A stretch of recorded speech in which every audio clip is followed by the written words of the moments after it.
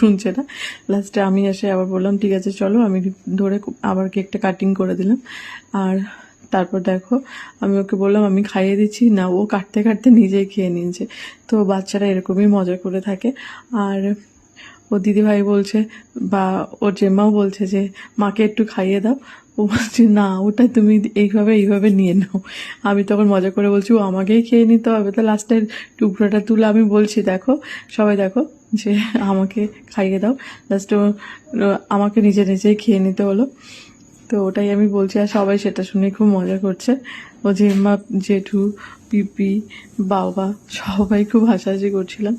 তো এখানে ওর কাণ্ড দেখে তো জেঠু চুপচাপ বসে বসে দেখছে এগুলো, আর পিপি লাস্টে এসে আবার সাহায্য করলো। তো এইভাবেই ওর বার্থডেটা সেলিব্রেশন করলাম, একটু ঘরোয়া টুকটাক করে সবাই খাওয়া দাওয়া করলাম। বাড়িতেই আমি রান্নাবান্না করেছিলাম। তো এভাবেই কাটালাম দিনটা।